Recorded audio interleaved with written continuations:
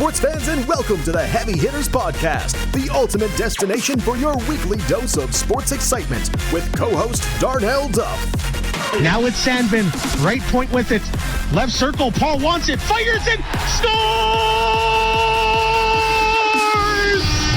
Ashton Paul, welcome to Dauphin! And co-host Jeff Henson. Williams, blue line, shot, rebound! Oh, you hit, score! Score!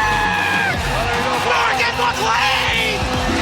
The Storm are AJHL champions!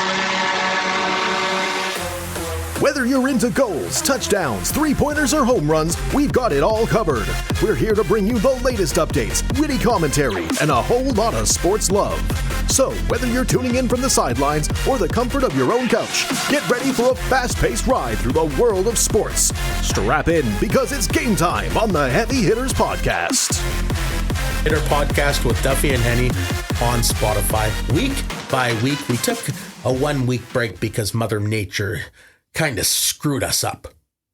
But we're back. Speaking of Mother Nature, here we are. Welcome to spring. Welcome to spring. And what are two things that I think of when it comes to spring? Playoff hockey.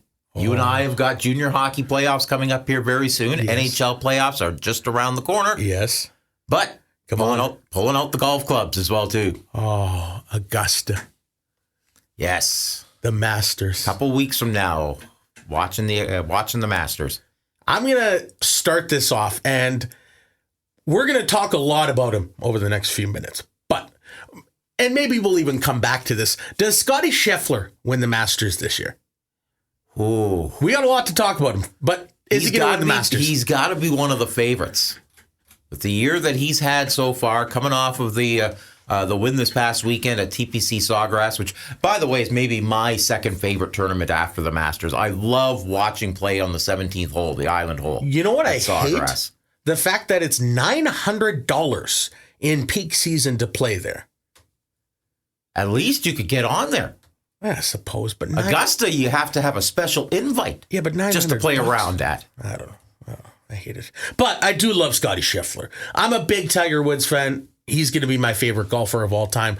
But I love the demeanor that Scotty Scheffler has on the course. He does not shoot over par. He started his fourth round at TPC with an eagle, and then he ended it with a 64 to win that championship by one stroke over Wyndham Clark. It should have went into a playoff. I'm not sure how that putt from Clark did not drop. That's now 2 straight weeks back-to-back for Wyndham Clark. He also lost to Scotty Scheffler last week at the Arnold Palmer at Bay Hill. Talk about bad luck. Do you think he's due at Augusta? Maybe Augusta, he gets over the hump and beats Scotty. He's already a major champion, so he's proven. And he's made a statement. Wyndham Clark made a statement when he was offered big money to go to Live Golf, and there was a lot of speculation that he was going to go over to Live Golf. He said, I want to create a legacy. I want to make a name for myself.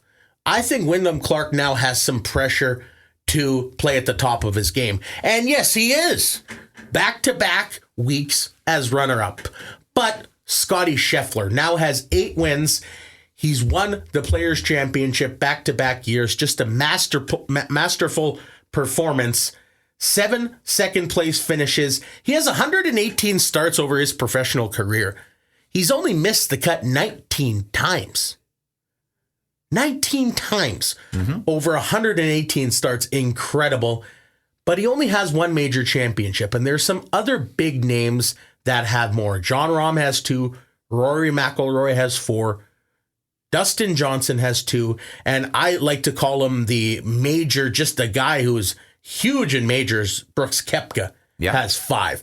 So as good, Jeff, as Scotty Scheffler is, 8 wins, but only 1 major, where do we put him near the list of some of the top golfers? Ooh, I think we've got a while yet before we can put Scotty on that list. I mean, you're talking the likes of Tiger, you're talking the likes of Jack Nicklaus, Gary Player, Arnold Palmer.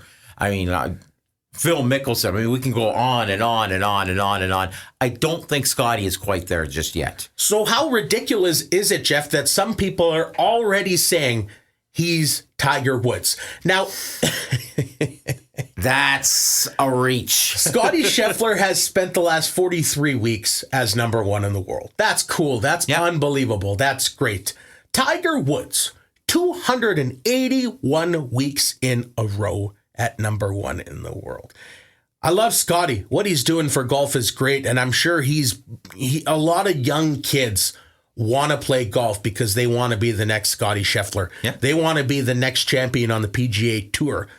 But he's not in the same question right now as Tiger Woods. No, not at all. Not at all. Let's come back. Let's revisit this a couple years from now, see what Scotty has done, not only just overall in the PGA Tour, but especially when it comes to major championships. If he can start racking up some big major championship wins, get a couple of green jackets under his belt, win some events like the British Open and such like that, then we can start maybe putting him in the conversation with some of those guys. But right now it's way, way too soon to be talking Scotty Scheffler is one of the greats of all time. Now, as of right now, yes, he's definitely one of, if not the best on the tour right now. You can't beat him. No, you can't beat him. But it's way too early to call him one of the best of all time. Now, there's a lot of people saying that, but I like Scotty's demeanor. I think he's pretty even keel. He even said the other day, when I go home, I can't be flaunting because my wife will just tell me to shut up and I'll just walk the other way. So I like Scotty's mindset. And he also isn't looking too far into the future because I go back to 2014, Rory McIlroy, from May 2014 to 2015. He won 7 times. He won 2 straight majors in that period. Then he got injured playing soccer, actually. He lost his number 1 status to Jordan Spieth. Now, this sort of relates to this now because Scotty Scheffler over the weekend nearly had to withdraw from the tournament with some severe neck pain that when he brought up his club, it was really hard to bring it back down. It came to that, but all he did was finish his 3rd round with 3 straight birdies, and then he went on to shoot a 64 to win the Players' Championship and win on the PGA Tour in back-to-back weeks. This begs the question, though. Injury problems already, and clearly he's overpowered it to still win it. But still, this guy's working hard. They're swinging hard. All the weights he's putting on his body to prepare himself to compete on a week-by-week basis. Is that troubling at all this early? I would say it certainly is troubling. I mean, look at what injuries have done to Tiger Woods' career over the last several years. But look at the run-up that Tiger had prior to those injuries. Again, Scotty's still pretty early on in his PGA Tour career as far as not necessarily just being on the tour, but as far as results and picking up victories and such like that. So if he's starting to have injury issues like that, you hope it's maybe just a one-off thing and not something that becomes reoccurring over the course of his career. Now, if you are Wyndham Clark and you lose in back-to-back weeks, you won a major championship at the U.S. Open at the LA Country Club. So you've clearly proven that you can get the job done at the next level on the PGA Tour. You want to build this whole legacy. You want to be the best possible edition of Wyndham Clark there is. But when you do lose 2 straight weeks, how do you recuperate? Because that is pretty heartbreaking. It is heartbreaking, and it's just something you have to work yourself through. I mean, you look at all the talent that there is on the PGA Tour, and the fact that 2 weeks in a row you finished second, you've been that close to winning events, especially an event like the Players' Championship, is pretty cool if you're able to win that one. And for Wyndham to come that close to winning it is certainly something that, I don't think he can get too overly upset about. That's why these guys are on the professional golf tour, Darnell, and you and I are just guys that hack around on the course on a recreational basis. Is they don't let stuff like that bother them. So, I mean, if you're Wyndham Clark, you power through, you work through it, you try to fine-tune your game for the next weekend, and you get back out there and you try to do what you can the following weekend to try and get a victory as well. I thought it was funny. I was on the bus for the Kings game over the weekend, and we were making a trip, and I was sitting alongside Chad Facey, and it was really nice out, and we had some time to kill, so we asked the bus driver to take us to Golf Town, because that's what you do on a hockey trip in spring in Manitoba. You get fired up to be on the links. And he was like, yeah, I'm going to get 4 dozen boxes of balls. And I'm like, okay, like, how long does that last you? He's like, well, like a long time. Like I don't even use close to that in 1 year. Now I'm thinking to myself, I'm like I remember I was golfing with the wife in Kananaskis a few years ago, and I lost 22 balls in 12 holes, and then just gave up. Like if I could keep a dozen balls for 4 rounds, I'd be happy. Never mind 4 rounds for an entire golf season. So we talk about the domination from Scotty Scheffler, Wyndham Clark, really close to winning on the PGA Tour again as he continues to show. How about Tiger Woods?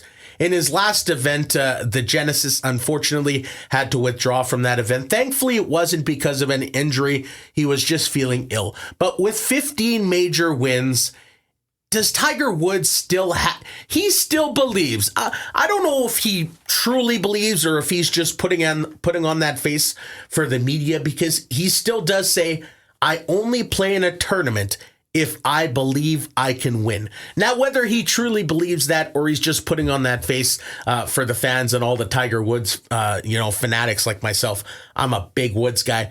Does he get to 16, or do you think his major window is done and maybe just win a minor tournament? I think anything is possible when it comes to Tiger Woods. I mean, I remember back in, I believe it was the mid-1980s, Jack Nicklaus winning the Masters when he was, I don't even want to guess what age Nicklaus would have been, but he was certainly on the quote-unquote back nine of his professional career and such like that. So I don't think you could ever count Tiger Woods out when it comes to winning a tournament like that. And I think anybody that does is going to be one that is going to feel the wrath of the Tiger when it comes to an event like this. I may not be putting him right away as a favorite to win a tournament that he's in, but I certainly would not be surprised if he is competitive and battling for a championship. And I'm looking at an event like the Masters that he's had some success in the past. You know, it takes one weekend. That's all it takes to get your game back. And you know that on top of all that, he's going to have one of the biggest galleries following him. And that alone has got to fire you up when you're playing in a prestigious event like the Masters. And Jeff, that's honestly what bugs me when I'm so happy you brought that up, but it bugs me that there are so many keyboard warriors online, and man, those warriors are pissing me off more and more.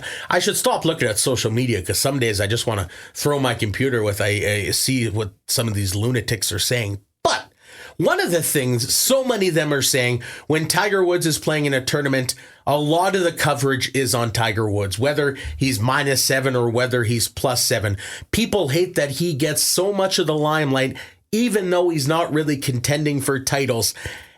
But it's Tiger Woods. It's because he's Tiger. Exactly. He's one of, if not the greatest players to ever play this game. He's the reason why so many people play this game. He is the ratings. Just look at the ratings, folks. When Tiger plays, they go through the roof. If you don't like it, don't watch it. Again, when I was just talking about Jack Nicklaus and when he won the Masters several years ago, go back to those events when the likes of Nicklaus were in the prime of or towards the end of their career. And Arnold Palmer, those are the guys that people were following because they'd had so much success in their career.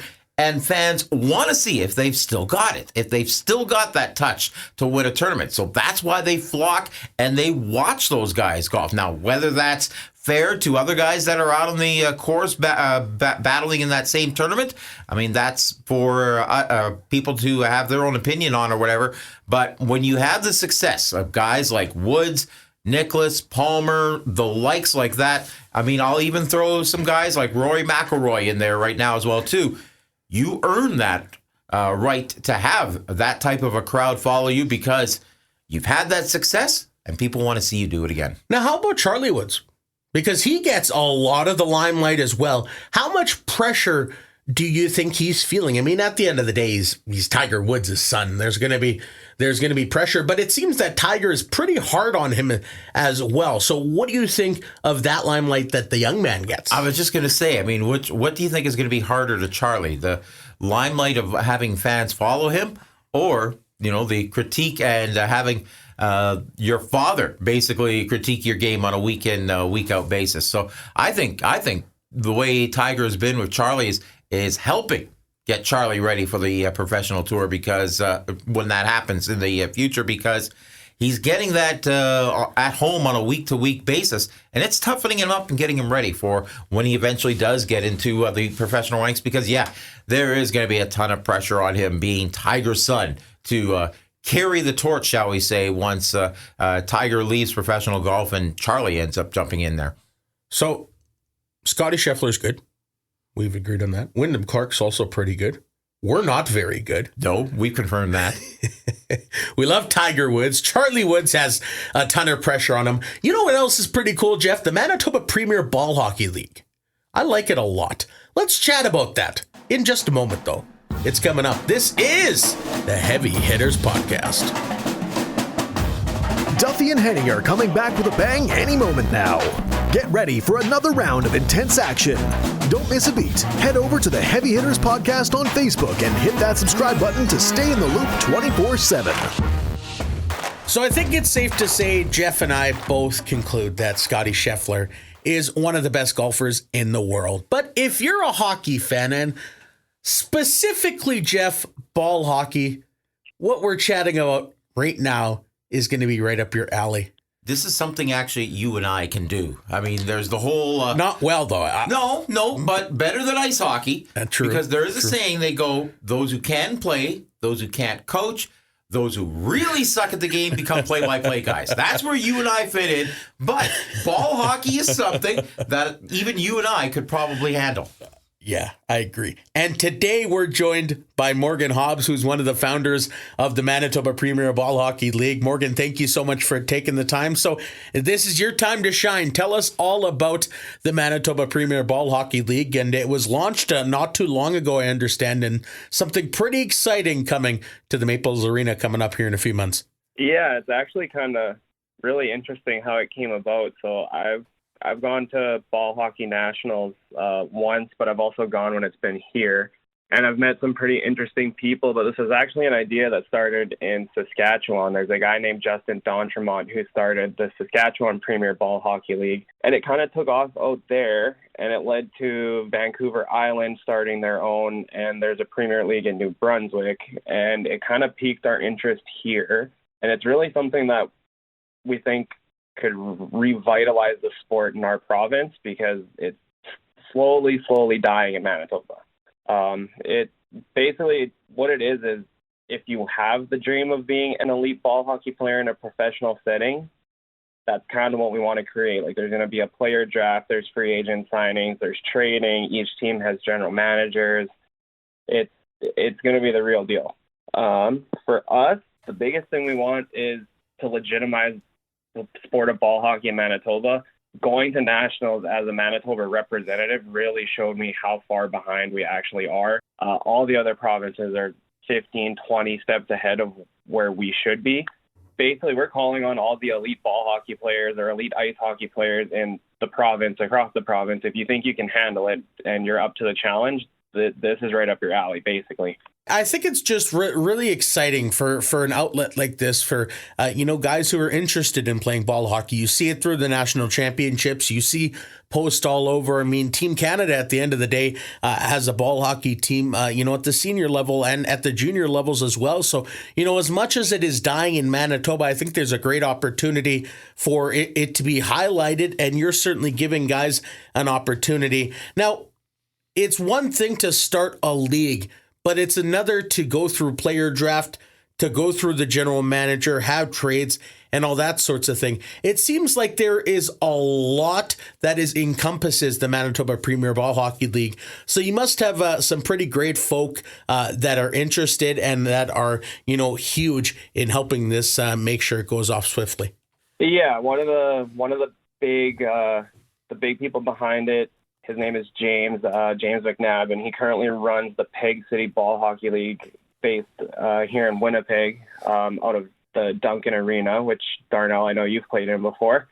So he's been in the sport for well over 30 years, been running a league for 30 years. He's gone to different tournaments all over Canada and the U.S. and won championships and stuff. So he knows what it takes to run an elite ball hockey product.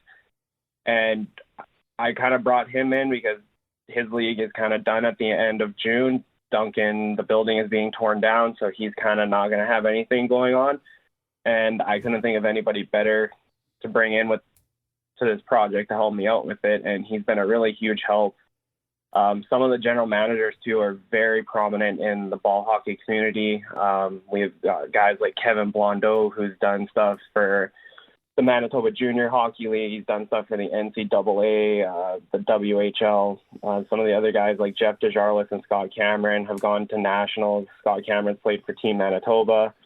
My brother Walker is helping out with it as well. He's one of the general managers, and he's been big on the promotion side of it, reaching out to the player pool. We really have a strong foundation of guys behind this that are really going to push this to the next level. I like the whole general manager idea. It's almost like a fantasy hockey meets real hockey here with regards to this ball hockey league. Morgan, how long has this been in the works for? And where do you see? Do you see future expansion? Take us through. I know it's obviously your guys are early on in this whole process, but kind of what's your goal for this league? The goal for us is to grow the sport more than anything and bring new eyes to the sport and showcase the best athletes our sport has to offer. Right now, there's not a lot of spotlight on it, and we think that bringing this to the forefront of the province and really showcasing of first ever best on best league for all of our best players in Manitoba to compete will help grow the sport.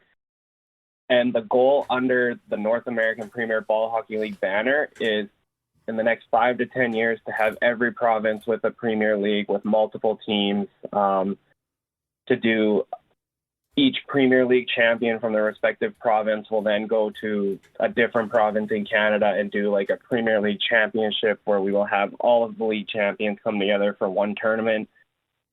We're going to try. It's very, very vague right now, but the eventual goal is to have it run like a professional league where we can get guys paid and treat them like professionals, because at the end of the day, ice hockey has a professional league. There's no reason why ball hockey shouldn't have a professional league. It's the fastest growing sport in North America. It's a fun sport to play, and it's a lot more affordable than ice hockey. What do you think this is going to do, Morgan, with regards to, and I know this is a couple years down the road and such, but what do you think this could potentially do with regards to youth ball hockey as far as not only promoting the sport, but getting more youth involved in ball hockey? Because I know I come from Alberta, and that's one big thing that has led to the success of ball hockey in Alberta is a very strong youth program across that province that eventually in time feeds these adult ball hockey teams and these provincial programs. Do you see this league potentially having that type of an impact here in Manitoba? Yeah, the first year, we're just going to focus on getting the men's division off the ground. But once the men's division is off the ground, we plan to focus on getting a youth division started.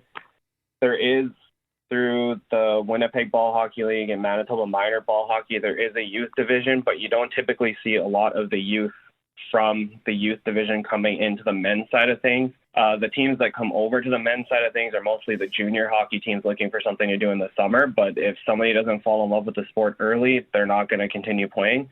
So we're going to hope and build on the foundation of the Premier League and hopefully set up a youth division in the next couple of years to really get the best coaches and instructors we can get and really help develop these players the right way and not just kind of throw them out to the wolves. Morgan Hobbs is one of the founders of the Manitoba Premier Ball Hockey League. Morgan, Jeff and I want to thank you for coming on the podcast today. But before we let you go, a few more questions. And first of all, you mentioned that other provinces that have full-time ball hockey leagues, even including Saskatchewan, are way ahead of Manitoba. You mentioned 20 steps ahead of Manitoba. But with that being said, I don't think we can undermine there's still a lot of good Manitoban ball hockey talent here in the province that if you're a part of this league and you want to grow and you want to develop, you're going to get the chance to go up against some pretty good talent, aren't you?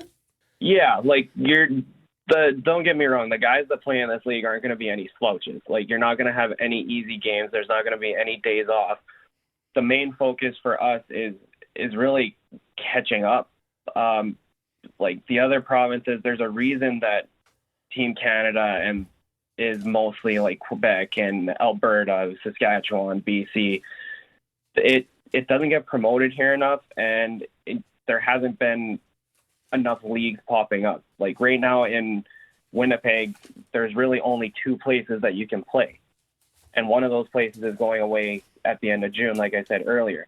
If you look at all the other provinces, like, Saskatchewan is roughly, I would say, off the top of my head, about the same size as us, but they have multiple leagues for you to play in.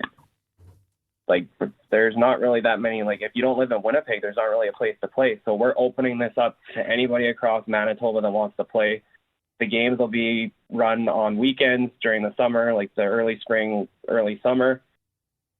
With doing it on weekends, we're hoping we can get more player pool from places like Dauphin and Brandon and Portage La Prairie and Carmen, and like places where people can drive into the city and play their games on a Saturday when they can make it in. We're going to have a canteen at Maples. Maples is running the canteen. We're going to try to treat it as close to a professional environment as we can treat it. Do you see this, Morgan, staying as, where it's going to be a draft league and teams get picked on a yearly basis? Or say, do you envision maybe down the road, say a group of guys, ball hockey players from a community like Dauphin, decide to put a team together and go into the league? Or do you want to keep this open to, guys from all over the province could be playing with pretty much any team? Yeah, we kind of want to keep it open to guys from all over the province can be playing with any team. The first year is going to be treated kind of like an expansion draft, and then every year after that, it's only going to be new players that sign up for the league that get drafted. If you, let's say if Darnell were to get drafted by my team and he signs a 1-year contract for this year, if at the end of the season his contract is up, he's going to be a free agent in the free agent pool, free to sign with whatever team he wants next year and whatever team's interested in him. The goal of it is to legitimize it as close to a professional league as we can get it, where you only get drafted once in your career. You're not going to get drafted multiple times. If once your contract is up, you can just sign with any team. So, Morgan, one final question before we let you go. Appreciate, again, you joining on to chat about the Manitoba Premier Ball Hockey League. So for the elite folks who want to get involved and get drafted, sign up, even just get more information, Morgan, how can those folks go about doing that? We are on Facebook at the Manitoba Premier Ball Hockey League. We are also on Instagram at Manitoba Premier Ball Hockey League. If you search both of those up on those respective social media sites and apps, you'll be able to find us. We are working on getting the website domain set up at the moment, which it has not been done yet. The website's taken a little bit of work. We're going to be on social media. We're going to try to be active in the community with posters, websites. Like we're gonna throw ourselves out there as far as we can get it. Morgan, some pretty exciting stuff. The Manitoba Premier Ball Hockey League. Great job on, getting this going and giving guys in this province an opportunity to play ball hockey. I know you love doing what you do. Great job on getting the chance to play in a national championship, and I look forward to staying in touch, as does Jeff, moving forward. But best of luck on your future endeavors here with the Manitoba Premier Ball Hockey League, and take care for now. Yeah, thank you guys. I appreciate the opportunity for coming on the show. You guys are doing a great job, and we really hope that this helps our league out. And I also hope that us promoting the fact that we were on this podcast really helps you guys out, because I want to see you guys grow as well. Something else pretty exciting going on in the world, March Madness. My favorite time of the year. My heart gets broken every year with the Duke Blue Devils. Will it again this year? The Heavy Hitters podcast returns in a moment to let you know. Get ready, folks. The Heavy Hitters podcast is about to bring the heat as Duffy and Henny return in just a moment. But here's the kicker. You can be part of the action too. Want your voice heard on the show? Shoot the boys a message on their Heavy Hitters Facebook page with your burning question, and they'll give you a big shout out next week when they answer it. But for now, buckle up for more heavy hitting action with Duffy and Henny. Welcome back. The Heavy Hitters podcast. This is episode number 5. We kicked off the show by chatting about Scotty Scheffler and his dominance on the PGA Tour. Then we were joined by Morgan Hobbs of the Manitoba Premier Ball Hockey League. Don't forget, folks, we're also on Spotify. So if you're not listening to us right now on Spotify, download our podcast and take us where you go 24/7. And playing that music coming out of Morgan and going into the into this segment here, you know what that music kind of reminds me of? March Madness, baby. It's here. Single-handedly, I think this is my favorite part of the year. I don't know. Yeah, it's close because the Masters is coming up in a couple of weeks too. March Madness. But every year, Jeff, my heart breaks. Because I'm a huge Duke Blue Devils fan, and they're so good every year. Although this year, what a dud. They lost to NC State in the ACC tournament, but that happens. They don't win that tournament ever. But then they go to the big dance because they get an at-large berth because they are one of the top teams in the nation. They're 24-8 this year, but they lost 3 of their last 6 games. But they're going to the big dance, and anything can happen in the big dance, as we saw last year. Fairleigh Dickinson, they were a first 4 team in, and then they beat Zach Edey and Purdue to become only the second number 16 seed to beat a number 1 seed in March Madness. That's one of the cool stories that comes with it. The bad story is, though, Duke loses again. And, I mean, let's look at Purdue. They're a number 1 seed again this year, and again, they're going to have to play a first 4 team in the opening round of the NCAA tournament. It can't happen again. Does lightning strike twice? Zach Edey, he's going to the NBA next year. He had an opportunity. He's averaging 24.4 a game points-wise and 11.7 rebounds. He's 7'4". He's monster. Player of the year last year. He's probably going to win it this year to become back-to-back player of the year. The Boilermakers, they have never won a national championship. A lot of people are hedging them. Yes, this is a year but at that same point, I'm not sure if this is the year because it is a pretty stacked field, starting with my number 1 team overall, the University of Connecticut. They won last year. They were the 4 seed going in. They're 31-3 this year. They're nearly 50% from the field, and they allow fewer than 65 points. Defense, it's the oldest cliche in the book, and I almost hate saying it, but defense does win championships. And if you're Connecticut and you're capitalizing on nearly 50% of your shots from the field and allowing less than 65, is that not a recipe for a success to win 2 in a row? Oh, it certainly is. I think it is, but there's going to be that pressure of being the defending champs, and can you go back-to-back? It's not something that's been done a lot in college basketball as of late, where we've seen back-to-back national champions. And so that pressure alone is going to be on UConn going into this tournament. Now, the fact that they did win it all last year is certainly going to help alleviate some of that pressure. And I think the players on that team will probably do better with that pressure than, say, maybe some other teams would, because they've simply gone through that gauntlet and have won that national championship last year. Now, the part about this tournament are the upsets and all the drama that goes into it then. The conference tournaments, the Big 12, the ACC, the Southland. One of the best stories, I think, coming into this tournament is NC State. And yes, they beat Duke in the ACC tournament. Jeff, if you're trying to rag on me, it's going to work. I'm kind of tearing. Before we get to that, we're talking about Duke and such like this. I do got to throw a quick shout out to a good friend of mine from out in Grand Prairie, Dean Radborn. He's a co-owner of the Ernie Sports Experts, a sporting goods store up in Grand Prairie, and he might even be a bigger Duke Blue Devil fan than you, Darnell. Well, I'm sorry, buddy, for the pain you're about to feel. Because I tell you, this is a guy that lives, breathes, and dies by the Duke Blue Devils and what they do basketball-wise. He is a guy that will go on social media, not only extolling the virtues of Duke, but he will go as far as to chirp North Carolina every opportunity he gets. You have to. Even if they're better, you have to chirp them. The problem is, though, with that, is that opens himself up to a lot of chirping when Duke doesn't do well. So which they don't. I know, and poor Dean, it's... Sorry, I don't know, Dean. We're pulling for you this year, because my buddy over across the table here is a big Blue Devils fan as well too. But boy, oh boy, some of the chirps that he takes when Duke struggles in the not only in the tournament but over the course of the year, they're pretty epic. And you have to hope that if Duke doesn't win it this year, that our buddy Dean doesn't get chirped too bad. Now, they're 7th best in the NCAA in offensive efficiency. They have Kyle Filipowski, who's projected first rounder. I hate to say it, but I don't even know if they get out of the second round this year. I think they're going to win their first round against Vermont. I think that's going to be in that range of 10 to 15 points. However, there are 4 teams in NCAA Division I that reached 30 or more wins this year.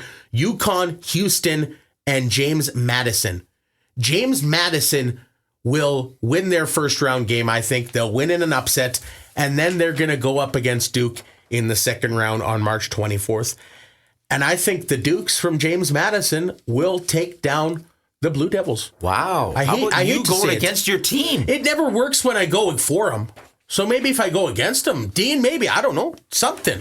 I need some sort of new strategy. Dean's going to be chirping you here right away. Never mind. He's going to add me on Facebook and he's going to tear me apart. So who do you think, Jeff, who is your favorite to win the tournament? And perhaps maybe because in sports, my favorite story is the underdog story. Who's your favorite, but who is perhaps a Cinderella story run like Princeton did last year? I want to see, how many years ago was that? It was a school out of Chicago, I believe.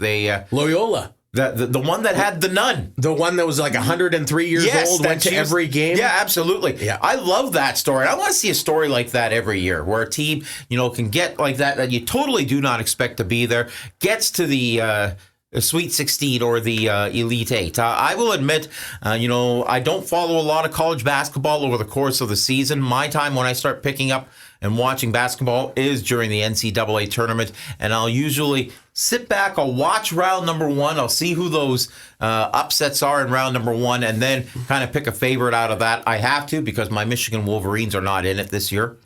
They fired Juwan. How do you fire Juwan Howard? Come on. The guy's a legend. He is a legend. My fun fact, maybe it's not so fun, but me and my brother used to play NBA on PlayStation growing up, and his favorite player was Juwan Howard. He would light me up for like 50 points in a game. And to this day, my brother still haunts me and texts me and just says, Juwan.